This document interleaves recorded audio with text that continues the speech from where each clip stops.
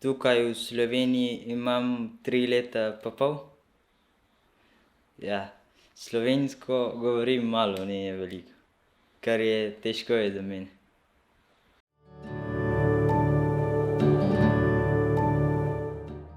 My life, when I was young, I was under my parents.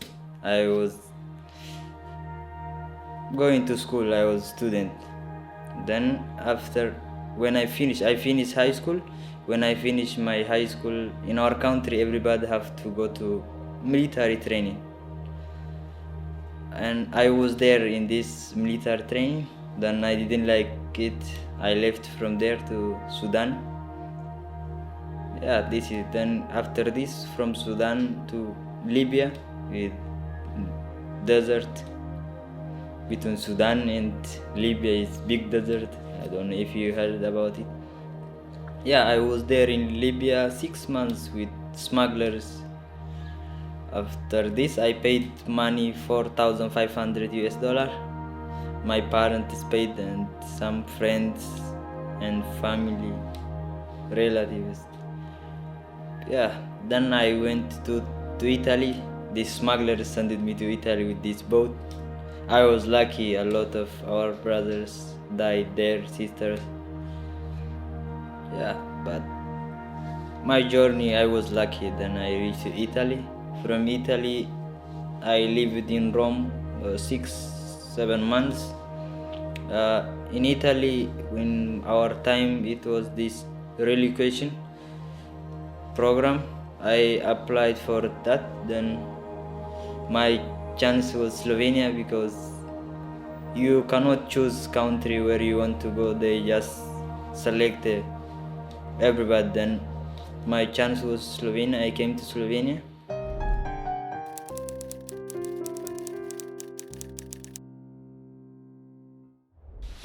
It took me 1 year, almost 1 year. I was in Sudan. Sudan is also very big. I was there 6 months, struggling, going from city to city. Then also from Sudan to enter to Libya, this desert takes close to 1 month, because we were going illegal with the smugglers. They have to stop in somewhere if they have to hide all the time from army or something. Yeah, in Libya I was there 6 months. I was under smugglers. There's a lot of people from our country or other Africans do this. Yeah, 6 months there. Then to Italy also 6 months. This. From my country to Sudan with food. We have to walk with food. We were hiding all the time from army. It took me like 5 nights with my friends. We were 5 together. We ran away from where we have this military training. Yeah, it takes 5 days from to enter to Sudan to one city.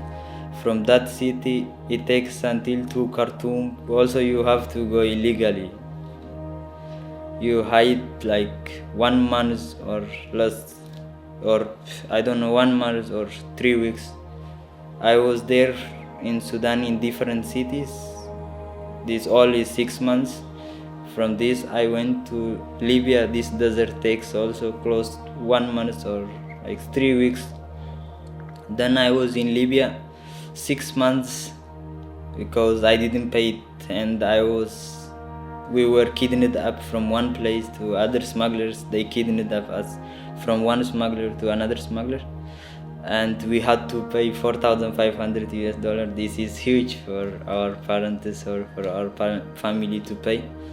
Yeah, then I was lucky my parents paid this. Then they sent me to Italy with this small boat. With the boat, it takes until Italy, it takes 2 weeks or more. But we were lucky. We entered to this international line. Then this European Union, they were helping there.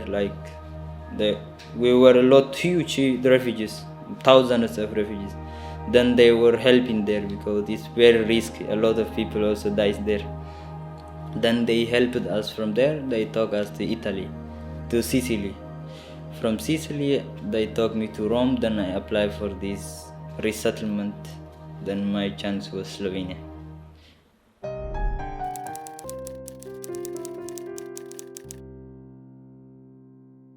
Yes, I'm a refugee because I have reason. I left my country because of I don't like to be a soldier. It's not my profession. And why I have to be a soldier or why I have to train? This is not.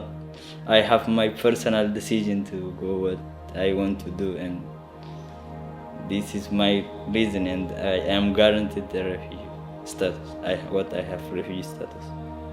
And this everybody in our country goes to army, and we have a big reason. We don't want to be in army, or I don't want to be a soldier. Everyone runs from this.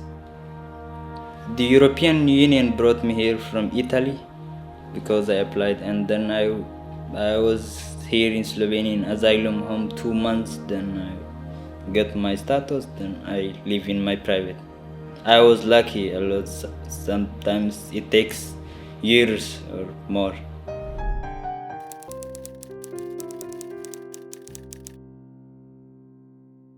Yeah, I like Slovenia. Is quite small country. Yeah, it's good for me. Yeah, to find flat is very difficult, but still we are struggling. And yeah, for a job also it's very hard. You have to speak the language. Then the language is very difficult also here.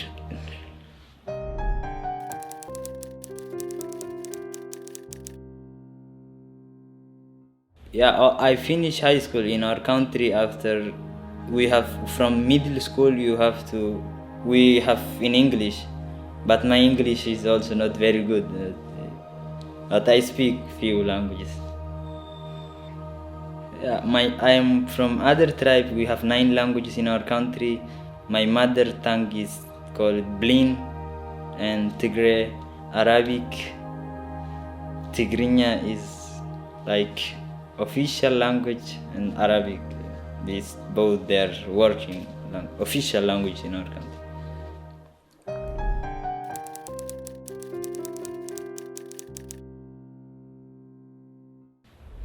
Want my country to be peace and to see my parents, my friends. Yeah, this is my hope. And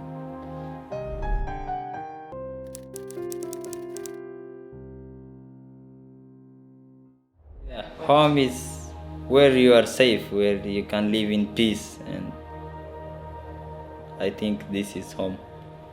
You will never forget where you are born, but home is where you are in peace, and where you feel at home.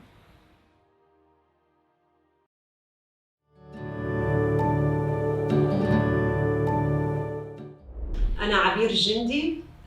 أنا من سوريا، أم ل4 أطفال. لجأت إلى سلوفينيا بالشهر العاشر من عام 2017. عايشة هلأ بسلوفينيا إلي 3 سنين.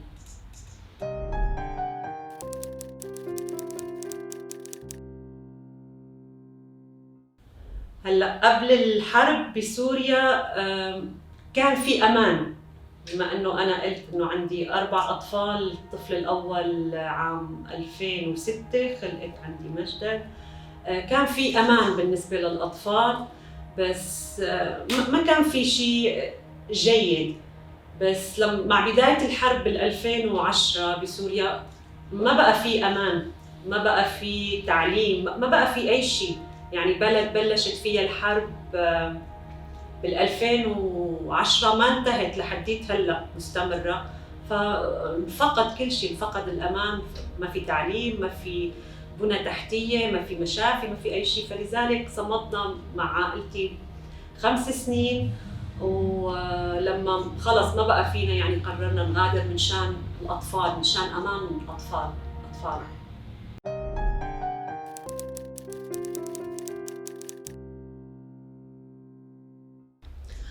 بالحقيقة أنا زوجي سبقني، هو اللي مشى شو بدي سميها بخطوات اللجوء. غادر من سوريا على تركيا، على اليونان، على بعدين لحتى وصل لهون. بس أنا بما أنه كان في 4 أطفال كان من الصعب جدا القيام بهاي الخطوات. فحطينا خطة إنه هو يسبقنا وأنا والأولاد نلحقه، وهيك صار. فأنا ساعدونا طبعاً، بقيت سنتين مع 4 أطفال لوحدي بسوريا. كان وقت صعب كتير لأنه بلد ما فيها أي مقوم من مقومات الحياة. اضطريت غادر مدينة حلب، كانت خطيرة جداً، ما في مي، ما في كهرباء. غادرت بيتي، بيت أولادي، لمدينة صغيرة بعيش فيها أهلي، عيلتي، أبوي وأمي وإخواتي. استأجرت بيت صغير وقعدت فيه سنتين لحتى مشي حال هون الأوراق مع أبوهم، وساعدونا طبعاً. بتذكر اسمها المنظمة IOM، عن طريقهم اجينا لهون. كانت رحلة لمدة 2-3 هيك مع الأطفال عن طريق IOM. لما أخذ أبوهم الإقامة وأوراق السيتيزنشيب تبعه، إنه كملنا أنا والأولاد لهون. طبعاً من طرطوس لدمشق، ومن دمشق لبيروت. كانت رحلة طويلة وصعبة لأني كنت لحالي معهم وأغراض وهيك. من بيروت بعدها بتذكر على اسطنبول. من اسطنبول بعدها وصلنا على مطار لبريانا. كان يوم جمعة الساعة 10 الصبح، تاريخ 10/11/2017.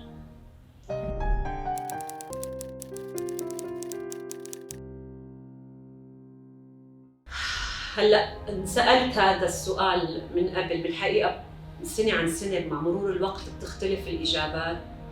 أول ما إجيت إنه فرحانة، سعادة، إنه صرنا بأمان. أنا وأطفالي وعائلتي صرنا بأمان، ما في قذائف، ما في قنابل عم تنزل علينا.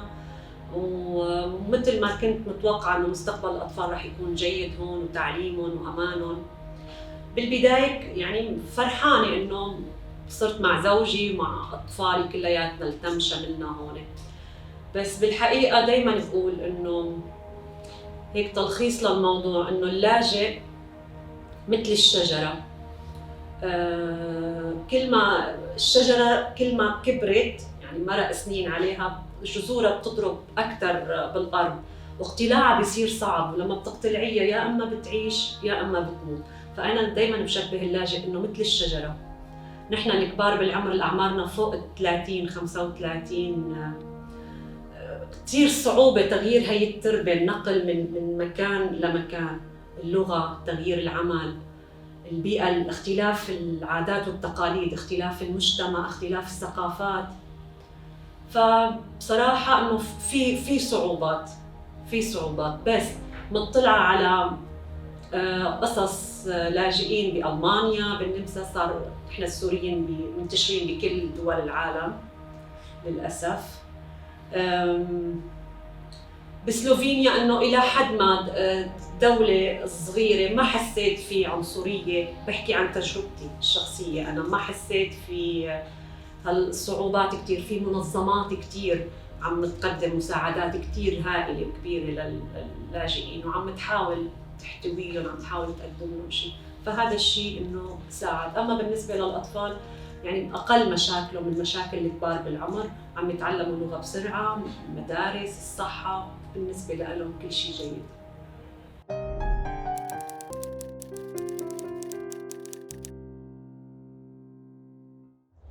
بالنسبة للجوء، كيف لجأت من سوريا لهون، أنا دايماً بشبه اللاجئ إنه مثل الشجرة بتطلع من الأرض. بتكون كل ما كبرت وطولت المدة عليها بتكون جذورها ضاربة بالأرض أكثر. فنحن الكبار بالعمر اللي اجينا أعمارنا فوق 30 لل40 50 إلى آخره، كان عندنا صعوبات من نوع آخر بتعلم اللغة، بإيجاد عمل. كتير صعب أنك تغير عملك تكون عم تمارسه ببلدك 10-15 سنة، بعدين تجي لبلد ثاني ما عندك لغة وبدك تمارسه، فبدك تغير عملك. أما بالنسبة للأطفال أسهل لأنهم يتعلموا اللغة بسرعة. هلأ بالنسبة لاختلاف الثقافات، العادات والتقاليد، بتذكر قصة لابني الصغير لما اجى لهون، كان عنده 6 سنين. فطلعنا بالباص، شاف 2 شاب وصبية عم يقبلوا بعض بوسة. فقال لي ماما انه ليش هيك، عيب، ليش هدول هيك عم يساووا. هلا شوي شوي بعدين انه المشهد صار اعتيادي، انه صرنا نشوفه هيك انه تعود اعتادت عينه. بالنسبة لإلي اختلافات موجودة بكل مكان، لازم نتقبل بعضنا لما بنكون مختلفين عن بعضنا. ما دايما المجتمعات تدعي العولمة وترفض أي اختلاف، لا، لما بنتقبل الآخر ويكون مختلف عنا فنستمر، نقدر نساعد بعضنا ونستمر. فدايما بقول إنه رأيي إنه لما بتكون موجود إنسان كامل، إنسانيتك موجودة بالإنسانية وحدها، إنه رح نقدر ورح نستطيع إنه نجتاز كل الصعوبات بالإنسانية وحدها. دايماً بقول هيك وهذا رأيي.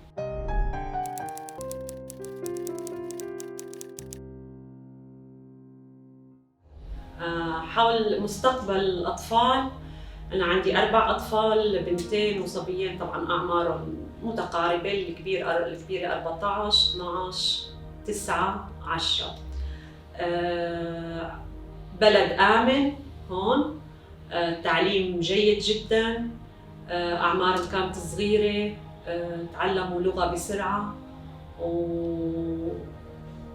وحلمي وحلم أبوهم إنه مستقبلهم يكون جيد. نحن ضحينا وغامرنا وجينا لهون منشان مستقبلهم ومنشان حياتهم تكون جيدة.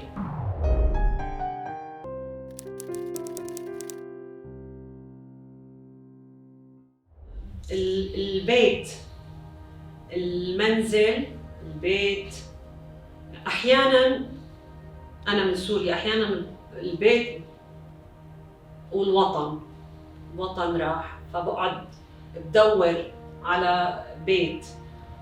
فهون بحس بيتي هو اللغة، أنا هيك بحس البيت هو اللغة. اللغة هي التواصل، مو ضروري اللغة المحكية، مرات إنه التواصل يمكن بالعين، بالإيد، بالجسم. البيت عندي هلأ أنا هو التواصل، اللغة.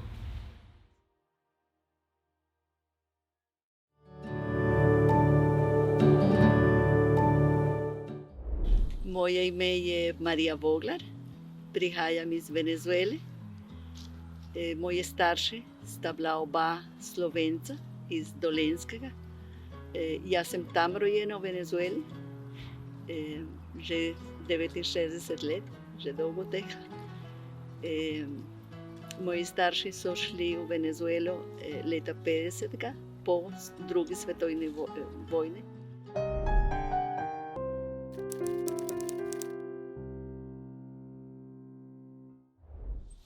Moj oče je mogel odpotovati iz Venezuele, zato ker je bil politično preganjan. Leta 1947 je šel v Avstrijo, je mislil, da se bojo vrnili v Slovenijo. Pa tudi razmere so bile takrat tudi slabše in je mogla še mama potem za njim v Avstrijo s sestram in bratom.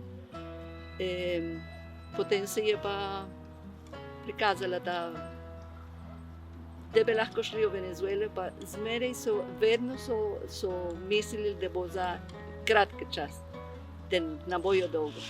Tako da se spomnim, da sem bila stara že 12 let, ko smo zmeraj imeli doma en klobuk, pa en plašč od očeta, ki je vedno mislil, da se bo vrnil, da bomo spet v Slovenijo prišli. Takrat se je zavedal, da ne bo več, in smo tam se ustvarjali življenje in tam smo bili do letos, ko smo prišli sem 15. januarja, ko smo se spet vsi vrnili se.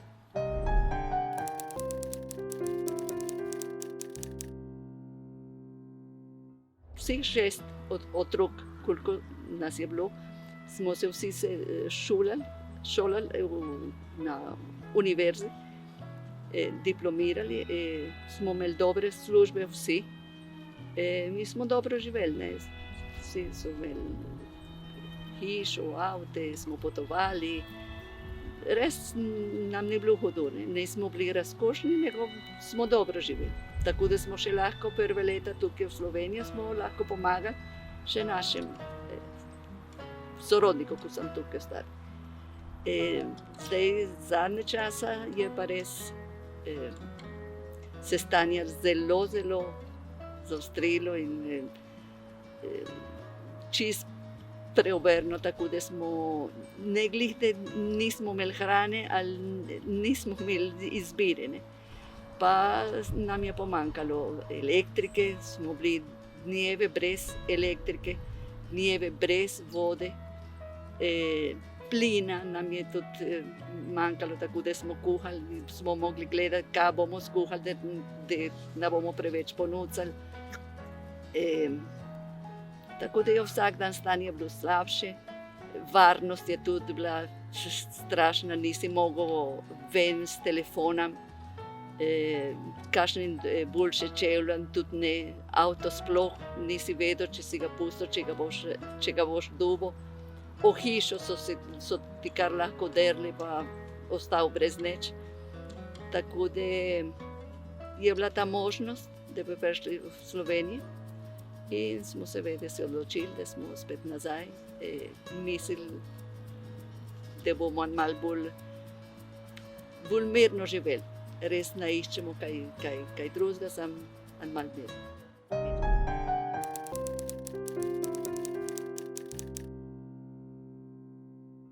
Doma smo po slovensko živeli. Mi smo zmeraj praznovali, ne vem, sveti Miklavž, za Božič je bila vedno potica na mizi. Dokler sem bila do enih 7 let stara, smo se sam slovensko govorili. Potem pa seveda je bilo treba se špansko naučiti in med nami, med bratem in sestri smo se špansko govorili, z očetom pa z mati pa po slovensko. Smo imeli tudi eno družbo, ena je v Caracasu, druga je po Valenciji. Jaz sem bila predsednica dokler sem bila tam. Tako da smo prehranjali, koliko se je dalo. No.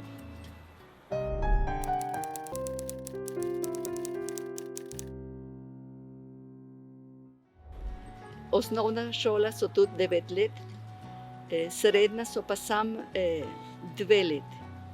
Potem pa lahko greš že na fakulteto.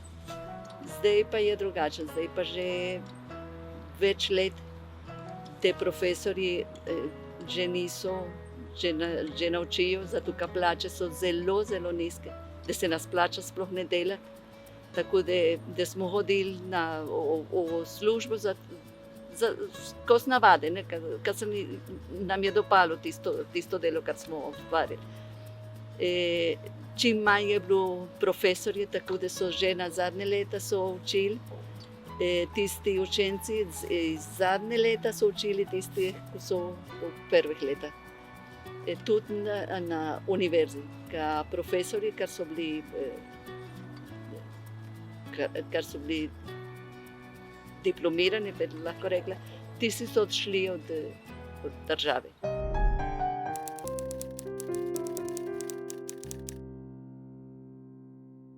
Jaz sem tam srednjo šolo zgotovila, potem na univerzo sem šla pa v Belgijo in v Italijo sem zgotovila medicinsko.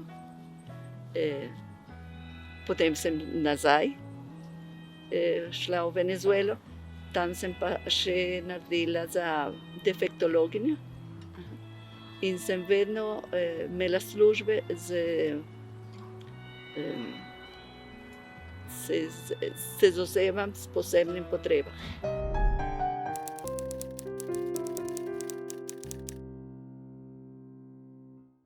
Ja, odločitev je bilo res težka.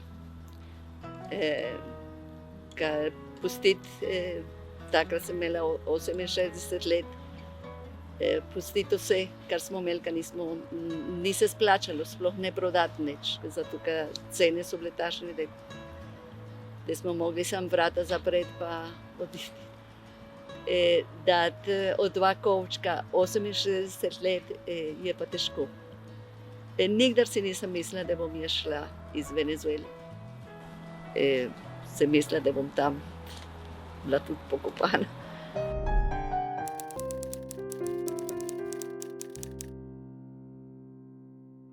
Vse posod so nas res zelo, zelo lepo sprejeli.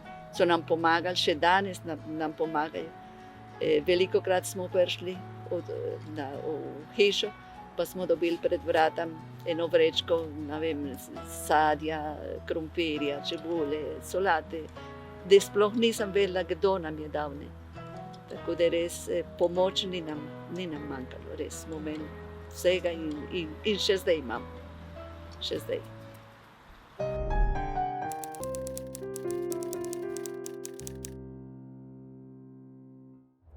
Čeprav smo tam doma imeli seveda navade bolj slovensko in tam smo zmeraj bili različni, so nam zmeraj rekli, ja, ka vi ste drugačni, ne. Seveda smo se mogli tudi tukaj prilagoditi. Tukaj je tudi druge običaje. Mi smo bolj, govorimo bolj na glas, smo bolj objemamo, tako da tukaj smo mogli malo, tukaj je treba roko dati, da se objememo. Bolj na glasu, vsi so prijatelji, tukaj je treba malo počakati, je treba poklicati, da grem kam. Podnebje je tudi drugačno, tukaj je zima, se je treba tudi pripravljati prej, tam imamo celo leto, vedno imamo sonce, vedno je toplo.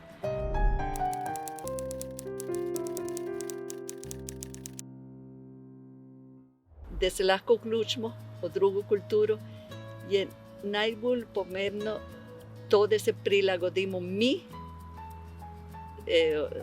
v mesto, ko pridemo, ne narobe, ne, da se drugi nas.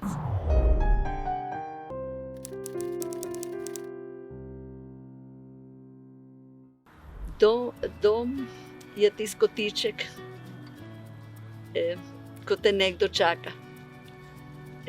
Tam, ko so vsi moje čustva, moji prijatelji. Da se lahko iskreno izrazim, to bi bil dom. Nisem tista hiša ali tisti kraj, nego je tisto majhno mesto, tisti kotiček res, ko nas nekdo čaka in nas razume.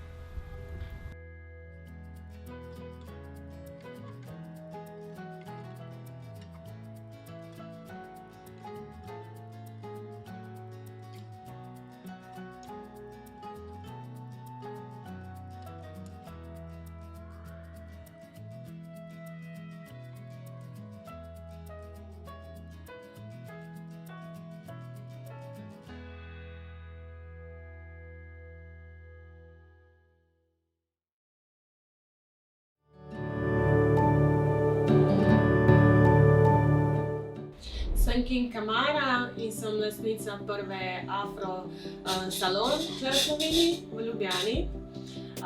Prihajam iz Sierre Leone, v Slovenijo sem prišla 7 letom.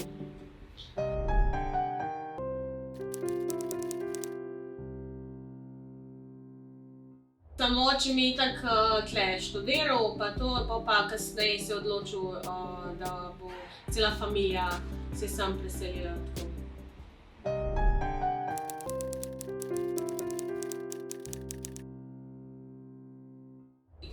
Seveda je bilo razlike, ker, kakor sami veste, tle ni veliko temnopoltih takrat, ne, ko smo se mi sem preselili. To je bilo prvi tak šok, ne, mislim, ne bi rekla šok, ampak tako, je bilo malo čuden, ne. Pa jezik, sem se mogla itak na novo naučiti jezik, je bilo tudi kar težko, ne, samo.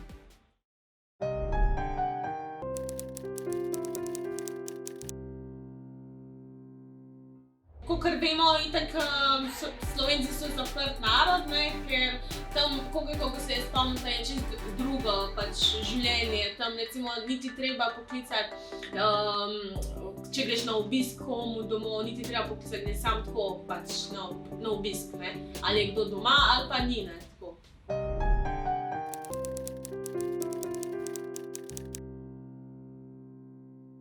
Kar se tiče rasizma, se mi zdi, da je povsod po celem svetu, ne.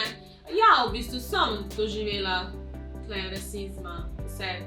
Kakorkoli sem tudi pozitivno in pač negativno, ne. Sam moramo se naučiti s tem živeti.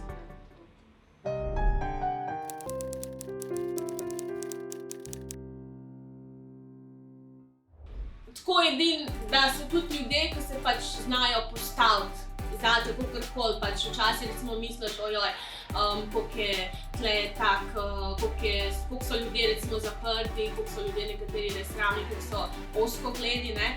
Pa včasih pač se prikaže takšna oseba, ki pač se pokaže v dobri luči, ne, ki se postavi prav zate recimo v tisti trenutek, ko recimo bi se ti rada postavila, ampak recimo se kakšna pojavi, se zate postavi in kako reče, no, tako, da te recimo brani, no.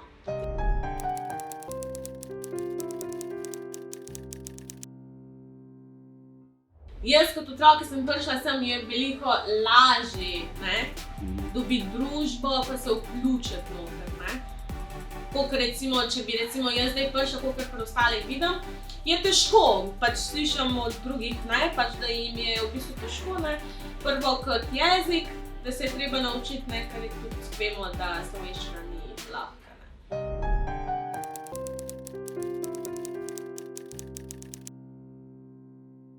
Tam v bistvu je, kakor pač odpreš in tam v zunaj delaš kitke, friziraš, pač recimo tako, da sesi na pločniku in friziraš, no.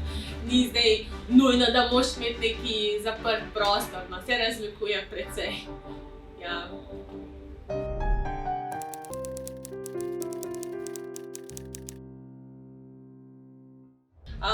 Dan ljubezni.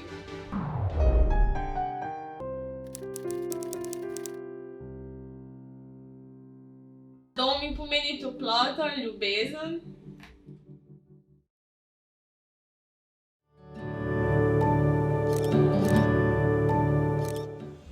Živijo, sem Ernat Romanović-Sendić, moje korenine so v Bosni in Hercegovini, rojena sem v Tuzli in zato sem bolj navezana na njo. Osnovno šolo pa gimnazijo sem opravila v Veliki Kladuši, z mami sem pa živela v vasi Rajnovac. Glavna motivacija za selitev v Slovenijo je študij, poleg tega tudi delo. Izvedela sem, da Slovenija ponuja študentom veliko možnosti, priložnosti med študijem in zato sem se odločila, da bom prišla sem. Izbrala sem jo, ker se lahko sama financiram in sama skrbim za svoje življenje. V Bosni in Hercegovini tega ne bi bilo možno opraviti.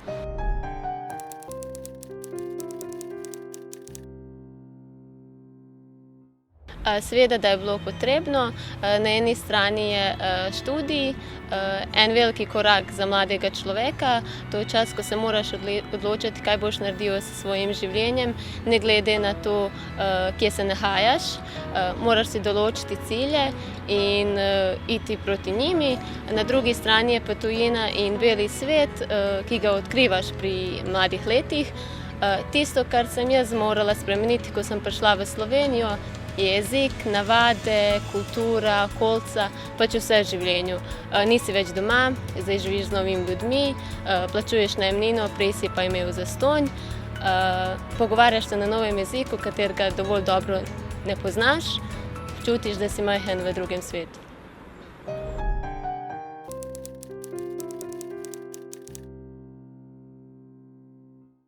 Trenutno delam v farmacevtskem podjetju Lek.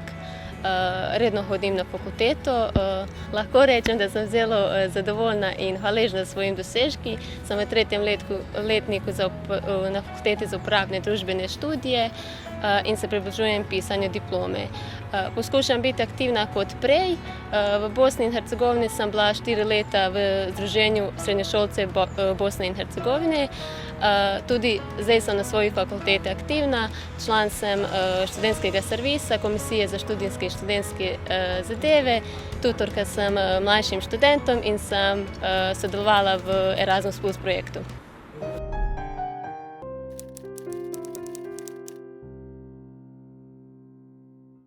En moj profesor na fakulteti, ki bi ga zdaj rada pozdravila, je rekel, kamorkoli greste, ste tujec, vendar ste tudi tujec, ko pridete domov. In je to resnica. Sprejeto več argumentov za ja kot za ne. Diskriminacija, seveda, vsi v življenju doživimo neko vrsto diskriminacije. V mojem primeru je najhujše, ko iščem študentsko stanovanje in mi najemodalec reče, ne sprejemam tujcev.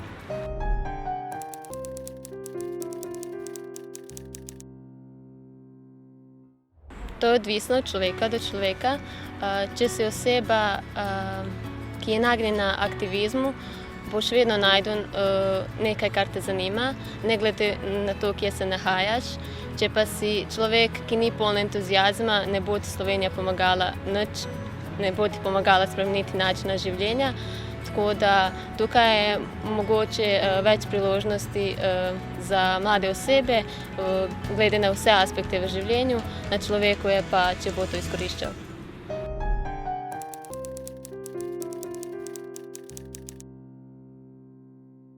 Preden sem se preselila, sem poskušala naučiti tako osnovne besede, recimo barve, številke, in to je bilo to. Ko sem prišla, pa sem začela delati in je veliko pomagalo pri učenju slovenščine delo s strankami.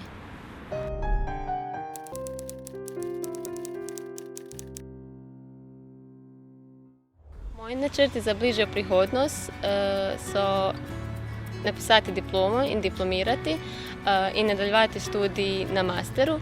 Kar se pa tiče dolgoročnih ciljev, je pa seveda iskanje službe v stroki, pridobitev novih kompetenc na področju menedžmenta, administracije, dosežke na internacionalni ravni, pa seveda biti srečna in zadovoljna mlada ženska.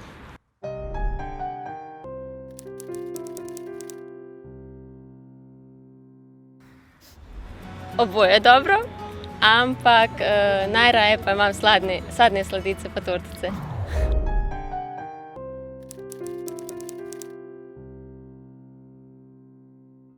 Dom je tiho zavetje, moje tiho zavetje.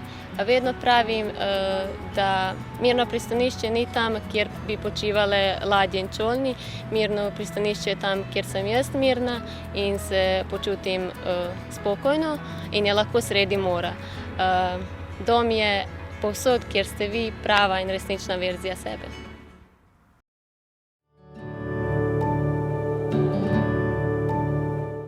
Moje ime je Faila in sem hči priseljenih staršev iz Bosne in Hercegovine.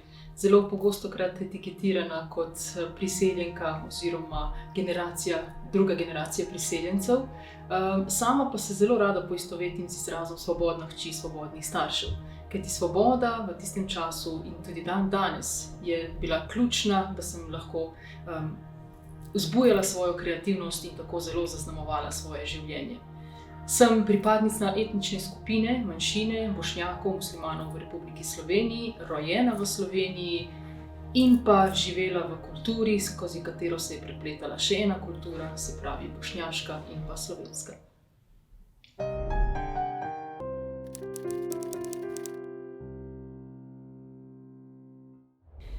Moje življenje je posvečeno ranljivim skupinam, zlasti tistim, ki so porinjeni na najbolj marginalen rob družbe. To so prosilci za mednarodno zaščito in begunci. Naše društvo, ki sem ga ustanovila leta 2007, je dejansko postalo glas vsem tem pripadnikom teh ranljivih skupin.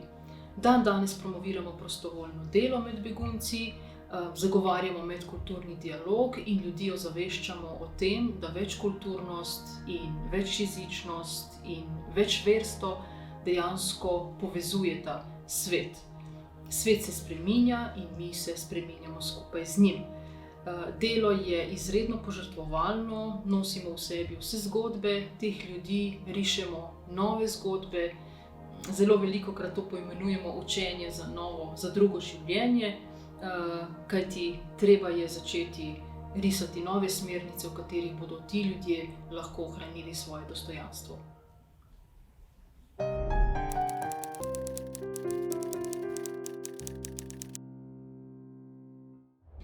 Zelo pomembno sporočilo je, da ljudem dovolimo ohraniti sebe, svoj ponosni jaz. Kajti človek, ki se bo znal postaviti zase, se bo posledično znal postaviti za kogarkoli drugega.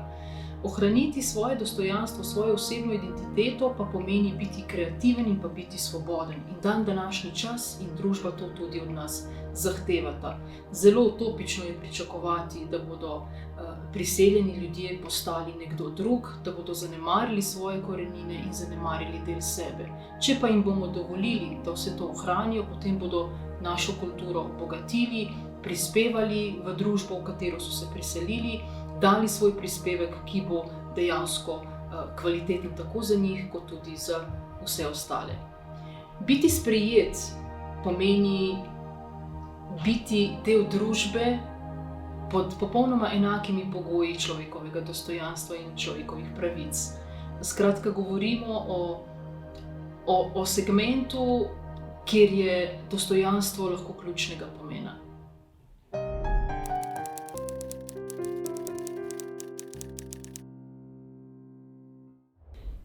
Ljudje se ne zavedamo svoje moči, kaj lahko en posameznik, ena posameznica povzroči, kako gonilna sila je to lahko.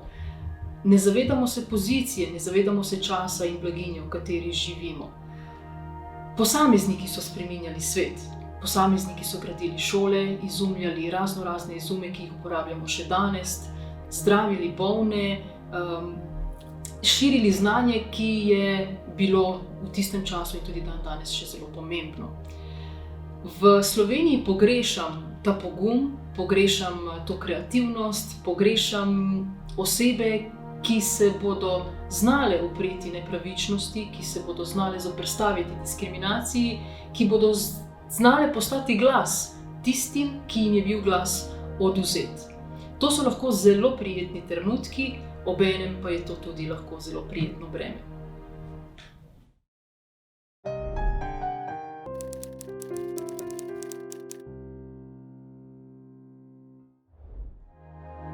Naglavna ruta ali hidžab, ki ga jaz prakticiram kot moj islamski način oblačenja, je dejansko eden najbolj vidnih simbolov verskega prepričanja.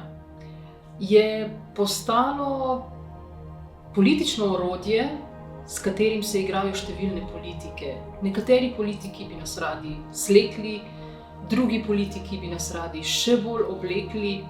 Obe zadevi, se pravi prisila zakrivanja ali prisila odkrivanja, pa sta nekako obliki zatiranja. To je neka taka bipolarna igra, v kateri jaz osebno kot muslimanka res ne želim sodelovati. Hidžab je moje orodje za participacijo v slovensko okolje, to je del mene, imava se zelo rada in dejansko skozi promocijo mojega načina življenja poskušam onežiti Slovenijo in ljudem poslati sporočilo, da sem tu doma, da prispevam v slovensko okolje in da pišem zgodbe, ki so lahko tudi zelo, zelo lepe. Hidžab danes vzbuja številne predsodke v evropski družbi, ki je večkulturna, ki je večverska. Obenem pa je to nekaj tako lepega, tako duhovnega in tako naravnega, da moramo doseči to stopnjo tolerance in ženskam, ki želijo nositi naglavno ruto, to tudi dovoliti.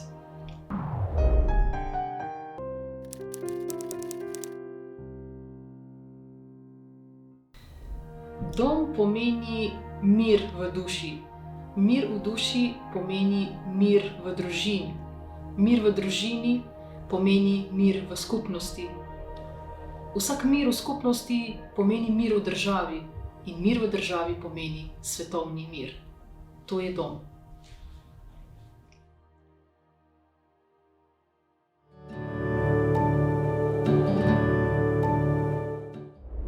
Živja, moje ime je Ana Damaske, sem rojena v Ljubljani, odraščala sem v manjši vasi pri Moravčah. Trenutno pa živim v bližini Bodenskega jezera s mojo družino, imam 2 predšolska sinova in moža, ki je Nemec.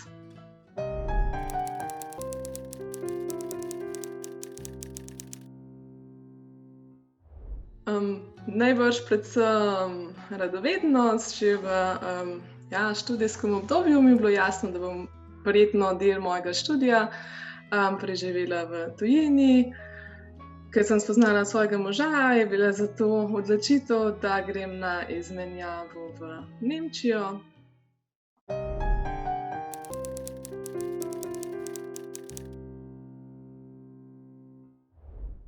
Zame je bilo zelo samoumevno preživeti del življenja tudi kjerkoli drugje na tem zanimivem planetu, tako da odločitev, da grem živeti v tujino, ni bila v nobenem trenutku težka.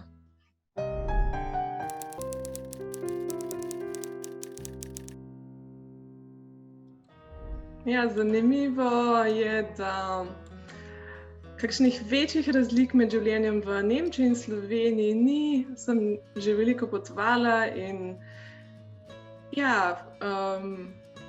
obe državi sta v Evropski uniji,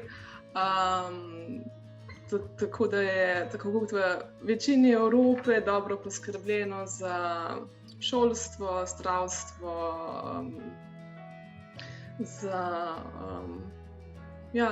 vrtci so na voljo, skratka, da sta obe državi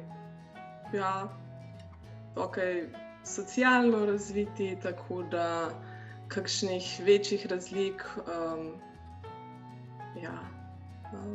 ni.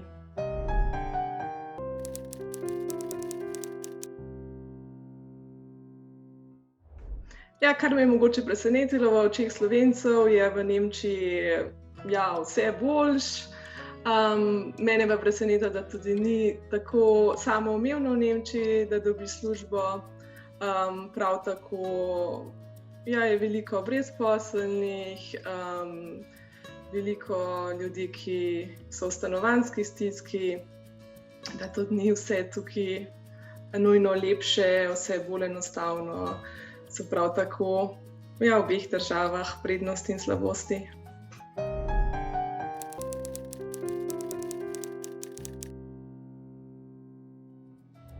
Jaz sem prišla v Nemčijo kot študentka, tako da je bilo na začetku vse super poskrbljeno s strani univerze. Recimo zagotovili so študentsko sobo, glede jezika tudi ni bilo težav, ker sem imela nemščino v gimnaziji. Tako da kakšnih večjih izzivov in ovir na začetku ni bilo.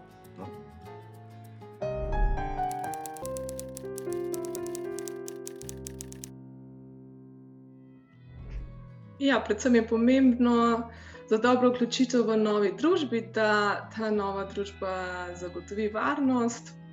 Ostalo pa je zelo odvisno od vsakega posameznika. Zagotovo je potrebna velika mera poguma in prilagodljivosti. Mislim, da mora vsak biti odgovoren zase in imeti dovolj motivacije, da se vključi v novo družbo, in ne preveč pričakovati, da bo vse ovire odstranila država, v katero prihajaš.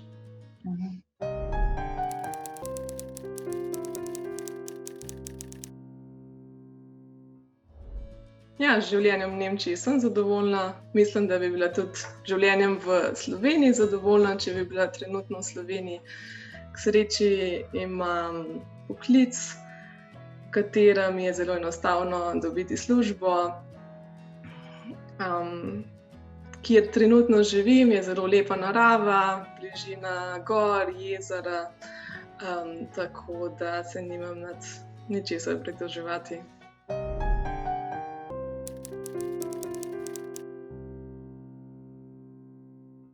Najbolj pogrešam osebni stik s svojci, s prijatelji, sicer pa redno zahajam v Slovenijo, tako da ni pretiranega domotožja.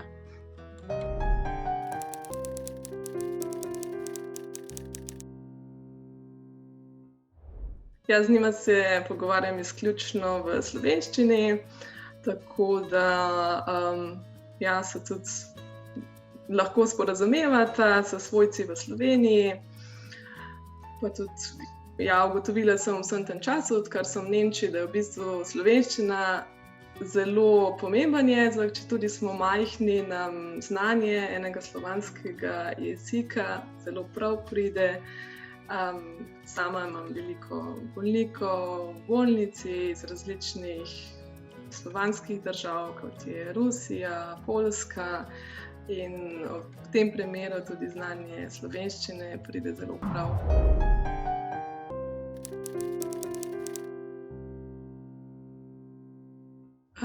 Dom je zame predvsem en prostor, kjer se počutiš varnega, kjer si sprejet, kjer si lahko takšen, kot si in te imajo radi. To bi bilo lahko kjerkoli na tem planetu. Zame je predvsem prostor, kjer so moji otroci, kjer je moja družina.